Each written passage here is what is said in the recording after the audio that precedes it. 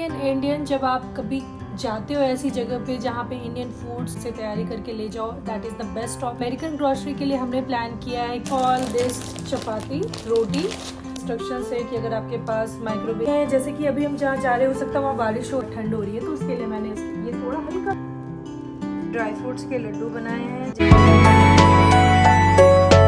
जैसा कि टाइटल से पता चल ही गया होगा कि मैं एक लॉन्ग वेकेशन पे जाने वाली हूँ, जो कि ऑलमोस्ट 10-12 डेज़ लॉन्ग होने वाला है। तो अभी यूएस में मैं ये कहूँगी कि ये मेरा 3rd वेकेशन है and definitely this is the longest one. इतने लंबे टाइम के लिए मैं कभी गई नहीं बाहर। और बीइंग एन इंडियन, जब आप कभी जाते हो ऐसी जगह पे जहाँ पे इंडियन फूड्स ईज़िली अवेलेबल नहीं होते हैं, तो आपको स्ट्रगल करना पड़ता है कि क्या खाएं।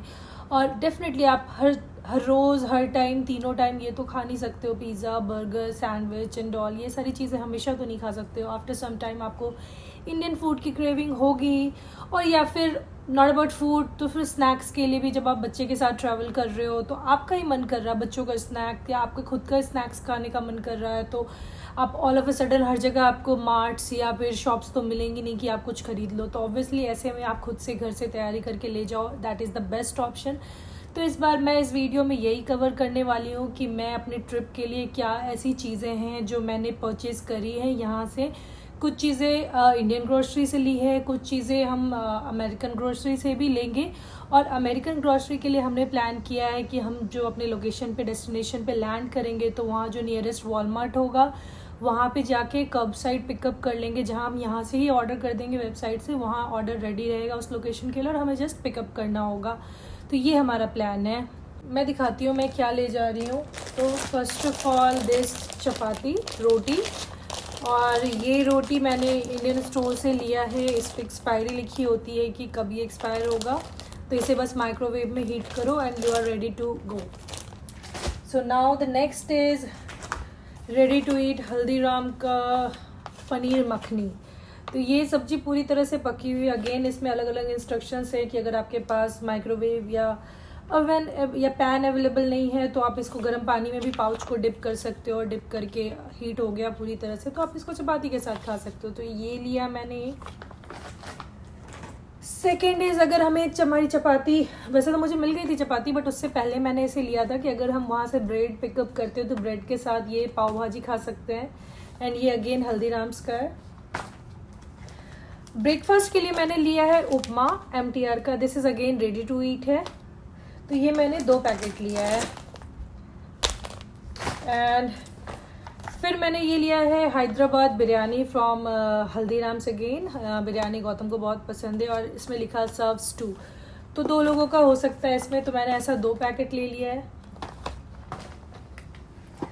तो yes, these all are ready to eat items. तो ये बस है कि आप इनको गर्म करो और आप इंडियन फ्लेवर को एंजॉय कर सकते हो अपने ट्रिप पे भी। तो हम एक नेशनल पार्क, जो कि यूएस का बहुत ही फेमस नेशनल पार्क है, वहाँ जा रहे हैं। तो इट्स ऑलवेज द केस कि ऐसी जगहों पे इंडियन रेस्टोरेंट्स नहीं मिलते हैं, या फिर कोई किसी भी तरीके का देसी खाना में भी बांग्लादेशी या पाकिस्तानी या कैसा भी देसी फूड जो मिलना थोड़ा मुश्किल होता है, मोस्टली वेस्टर्न फूड्स ही होते हैं। तो वैसे जगहों पे ये सारा जो फूड मैंने रेडी टू ईट वाले लिए हैं, ये this would be a good saviour for us, और हम आराम से इसे एंजॉय कर सकते हैं। तो इसके अलावा मैंने कुछ चीज़ें अनहेल्दी साइड पे भी रखा है, ऑल्दो ये भी प्रिजर्वेटिव्स यूज़ हुए हैं, इतने हेल्दी तो नहीं होते बट ठीक है। तो अब मैं दिखाती हूँ और हमने क्या लिया है। तो ये मैंने कुछ हल्दीराम के समोसे लिए हैं मंचिंग के लिए, आटा नूडल्स मैगी, ये पेठा है हल्दीराम का, जो कि मैंने पैकेट इसका निकाल दिया था पैकिंग के लिए, ऑब्वियसली इसका वेट कम हो जाए इसलिए। तो ये पेठा है and then some little hearts.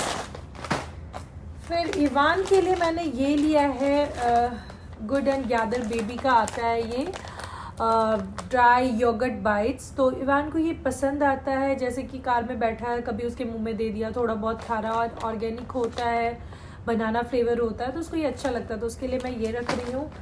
और अगेन ये सूजी टोस्ट भी रखा है, तो ये मैं भी खा सकती हूँ, इवान भी खा सकता है। एंड दिस कुकीज़, तो ये कुकी ना इवान को पसंद है क्योंकि इसको खाने में इतना मुश्किल नहीं होता, ये बहुत ही सॉगी साइड पे है, तो बस मुंह में लिया और मेल्ट हो गया। तो मैं दिन में 1 कुकीज़ उसको देती हूँ। On a snack time. तो मोस्टली मैंने इवान के जो स्नैक्स की चीज़ें हैं वो मैंने खुद से प्रिपेयर की हैं। जैसे मैंने उसके लिए कुछ ड्राई फ्रूट्स एंड गोंद के लड्डू बनाए हैं कि यहाँ थोड़ा सा मौसम ठंड जैसा, और हम जहाँ जा रहे हैं वहाँ भी ठंड ही रहेगी, बहुत गर्मी नहीं है, मॉडरेट टेम्परेचर होगा। तो उसके लिए मैंने गोंद के लड्डू लिए हैं, जब स्नैक्स के लिए देना हो, खाने का उसका मन हो तब मैं वो दूंगी। एंड उसके अलावा मैंने मुरमुरे बनाए हैं सारे ड्राई फ्रूट्स देके, जो मैं आगे दिखाती हूँ। एंड अपार्ट फ्रॉम दैट मैं उसके लिए देखती हूँ और कुछ अगर मुझे लगा कि कुकीज़ मैं बना सकती हूँ अगर मेरे पास टाइम होता है, क्योंकि शाम की मेरी फ़्लाइट है। तो ऐसे में थोड़ी हफ्दर मच जाएगी, बट स्टिल आई ट्राई कि मैं बना पाऊँ उसके लिए कुकीज़। अदरवाइज़ ये कुकीज़ तो है ही।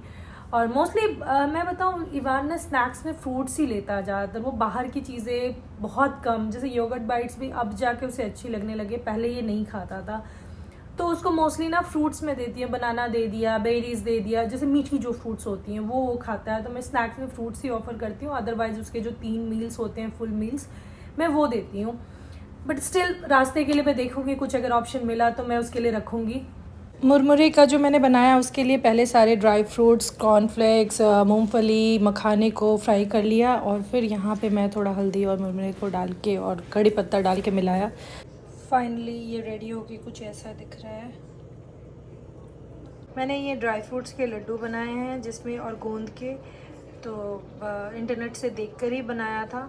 तो ये मैं रास्ते में रख रही हूँ इवान के लिए, ये हमारे लिए काफ़ी फिलर होता है। ये हम जिस जगह पे जा रहे हैं वहाँ का जो टेम्परेचर होगा that would be something in between 10 degree Celsius and 22 to 23। तो ये बहुत गर्मी भी नहीं है एंड बहुत ठंडी भी नहीं है, तो ये मॉडरेट टेम्परेचर है। तो उसकी क्लोथिंग की बात करें तो मोस्टली मैंने उसके लिए फुल स्लीव्स लिए हैं, जैसे कि पजामे फुल स्लीव के हैं, टी शर्ट अगर हाफ स्लीव भी हैं तो ऊपर से जैकेट डालेंगे, बट मोस्टली पैंट्स उसके मैंने फुल स्लीव ही लिए हैं। यहाँ से ट्रैवल के लिए मैं उसे क्वार्टर पैंट्स वगैरह पहना सकती हूँ, बट जब वहाँ जाऊँगी तो देखूँगी वहाँ का वेदर कैसा है। तो जैसे हमें जितने दिन भी रुकना है उतने दिन के ड्रेसेस प्लस एक्स्ट्रा 4 ड्रेसेस मैंने उसके लिए लिए हैं, जो कि अगर कुछ ऐसा रहा मैं बैग में रखे रहूँगी, कभी भी चेंज करने की ज़रूरत पड़ी तो मैं चेंज कर दूँगी। एंड अपार्ट फ्रॉम दैट मैंने उसके लिए 2 सेट्स लिए हैं, वनजी के सेट्स रखे हैं, जो कि मैं उसे रात में पहनाऊँगी, जैसा कि ये 2 ड्रेसेस हैं जो उसकी रात के ड्रेसेस में होगा। फुल स्लीव है, एसी वगैरह चलती है और टेम्परेचर जैसा भी रहे तो उस हिसाब से चल जाएगा। तो फुल स्लीव के टी शर्ट्स भी हैं, फुल स्लीव के पैंट्स भी हैं। रादर देन दिस मैंने उसके लिए कुछ जैकेट्स रखे हैं, जैसे कि अभी हम जहाँ जा रहे हो सकता है वहाँ बारिश हो जाए, कैसा वेदर हो या विंडी हो, तो उसके लिए मैंने ये विंड चीटर टाइप का मैंने जैकेट लिया था, तो ये वाला।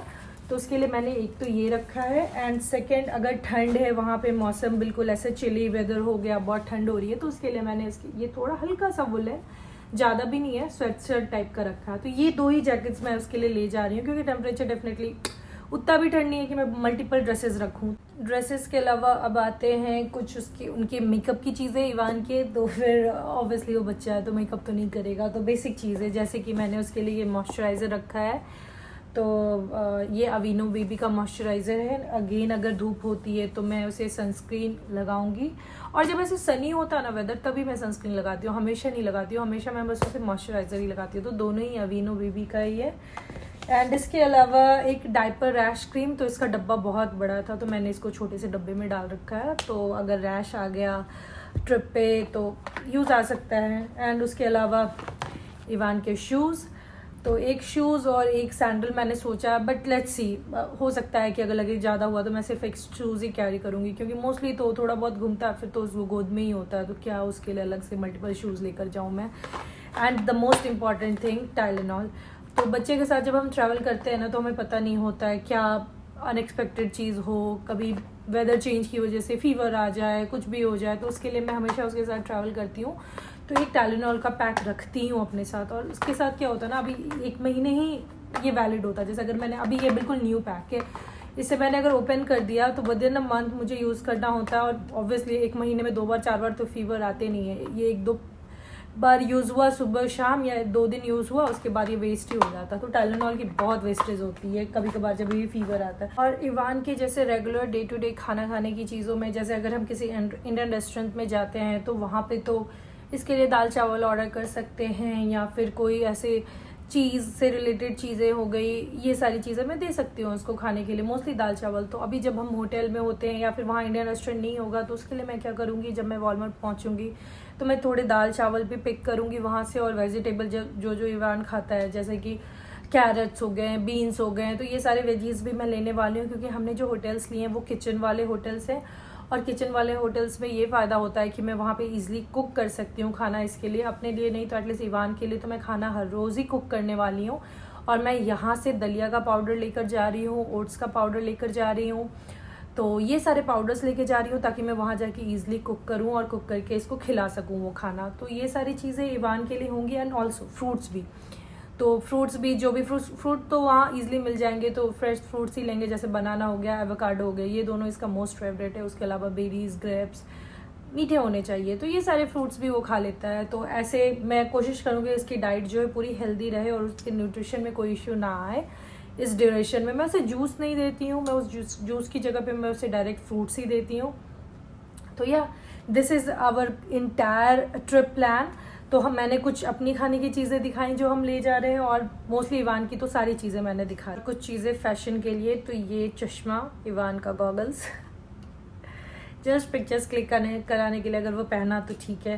एंड उसको एंटरटेन करने के लिए कुछ टॉयज़। तो अभी उसका जो रिसेंट फेवरेट टॉय है वो है एरोप्लेन, तो उसको एरोप्लेन्स ही सबसे अच्छे लगते हैं। तो ऑब्वियसली मैं इतना बड़ा एरोप्लेन तो लेके नहीं जाऊंगी, और डेफिनेटली इसका साउंड कंफ्यूज हो जाएगा एक्चुअल एरोप्लेन के, बिल्कुल सिमिलर लगता है। तो मैं हो सकता है इसका एक छोटा वर्जन ऑफ एरोप्लेन लेकर जाऊँ। ये अगेन इसके साथ भी खेलता है, ऐसे छोटे छोटे 2-3 और हैं, तो मैं ऐसे टॉयज़ ले जाऊँगी कि बच्चे को इंटरटेन करना भी ज़रूरी है, रास्ते में कुछ दे दिया, खेलते रहे उससे।